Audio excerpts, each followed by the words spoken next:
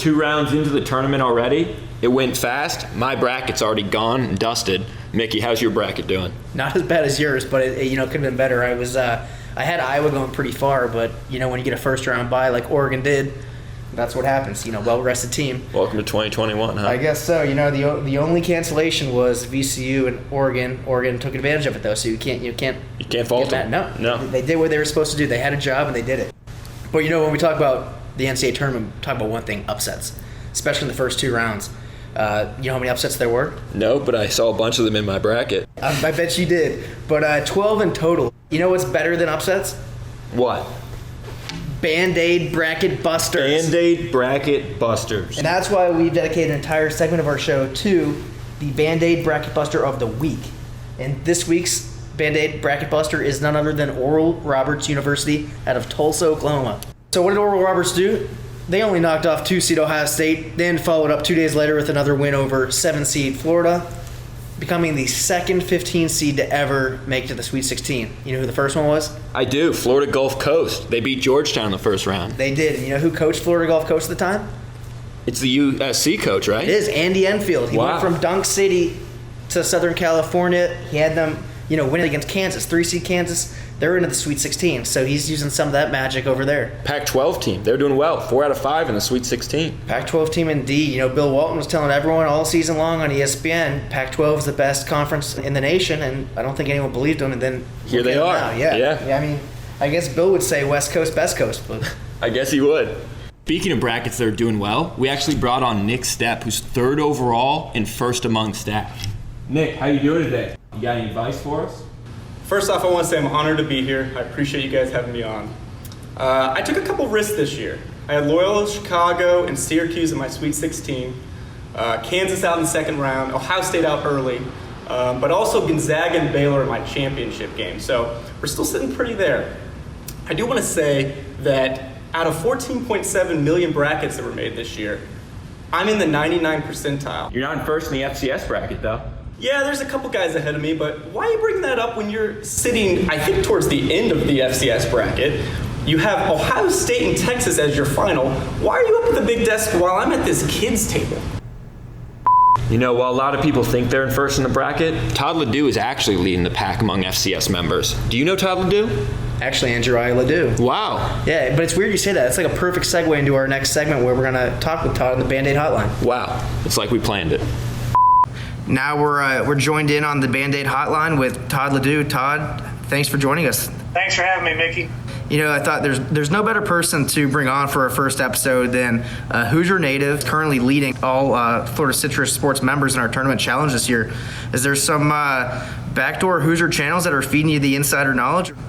Well, I think it's pretty easy this year that, none of the teams I root for out of Indiana are in it, so I kind of have a clear mind.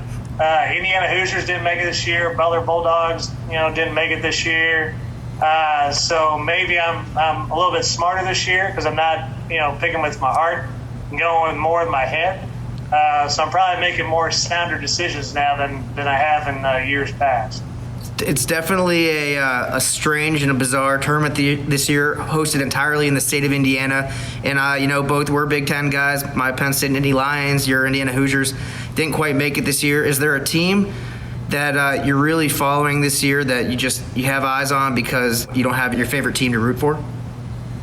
Yeah, absolutely.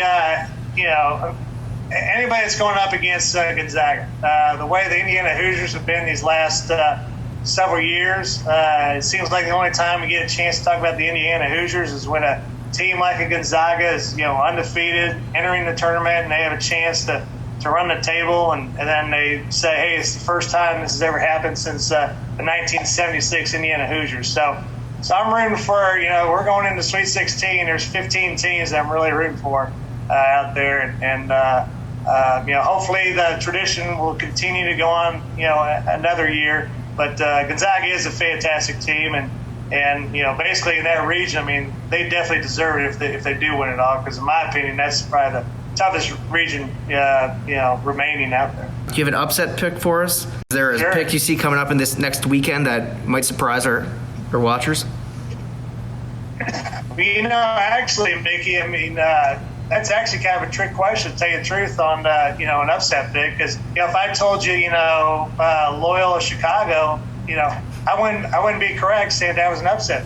Because they're going up, they're an 8 seed, and they're going up against Oregon State, who's a 12 seed. So basically, Loyola Chicago is actually, favored in that game. Also, too, in that region, you got 11 seed Syracuse going up against number 2 seed Houston. So, ironically enough, the upset special is actually Syracuse going up against Houston. And if they get past Houston, then most likely they'll go up against Loyola, the Fighting St. Jeans, right? I think a few years ago when Syracuse made it to the Final Four, they were also an 11 seed.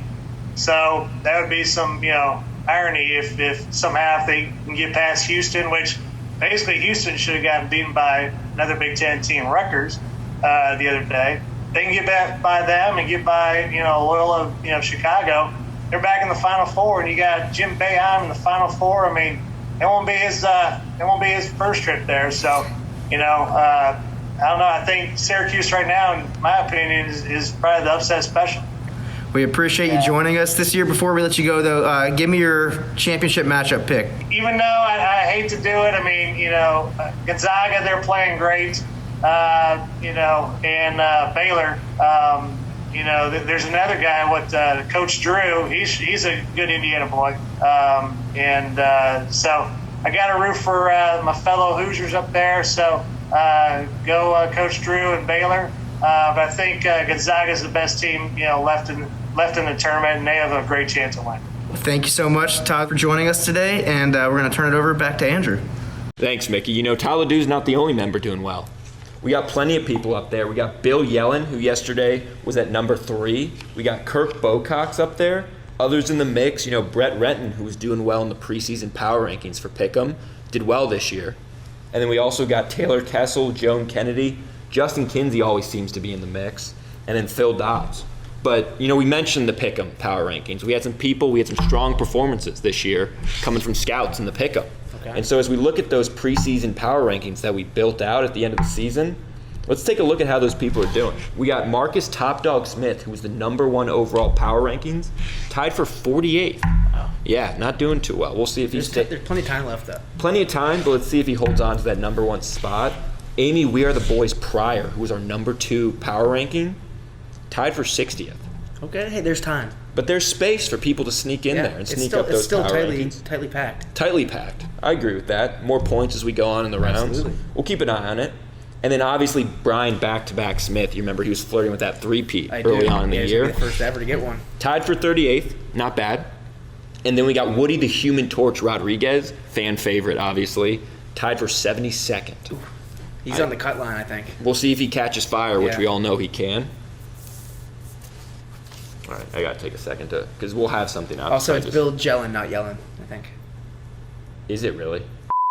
That reminds me, we haven't picked our winners yet for the first 2 round-by-round prizes. Oh, no, we haven't. We got Publix gift cards on the line, right? We sure do, and everyone likes to shout at Publix. Courtesy of Band-Aid and Johnson & Johnson, I'm going to pull out our first 2 winners here. As you pick that out, Mickey, let's remind everyone, please change your name in the group so that your actual first and last name are either your bracket name or your ESPN name. Some of our favorites out there that need to change their name: Slam Duncan, Hogan 86. And not to interrupt you, Andrew, but we do have our first winner here. First winner. And the lucky Band-Aid goes to Gail Bittman. Congratulations, Gail. We will contact you and provide you with that Publix gift card. Good for all Johnson & Johnson products, including our favorite, Band-Aids. And Listerine, I believe. There's a lot out there. Have you ever even used that? That's tough. Second winner? Second winner is Mike Langford. Congratulations, Mike. Mike and Gail, stay on the lookout for an email coming from us because you 2 are our winners this week. Plenty more winners coming the rest of the tournament, though, so stay with us. Stay tuned. Speaking of the rest of the tournament, Mickey, some people on the rise recently. We got the Buzzsaw Meyer at 9 yesterday. Started last night at 18th. Wow. Moved up to 9. The max remaining points, one of the highest in our bracket. He's at 1590 he can get. Big number. Yeah, and we also got our IT guru, Josh Moore, Josh. Yeah, he's making a strong case. He's at 38th, but he has about the highest max points you can have with 1610. I guess we'll keep our eyes on those two, right? Absolutely. Excellent. Well, you know what? We appreciate you all joining us. For Andrew Zingone, I'm Mickey Boylan, and we'll see you next week.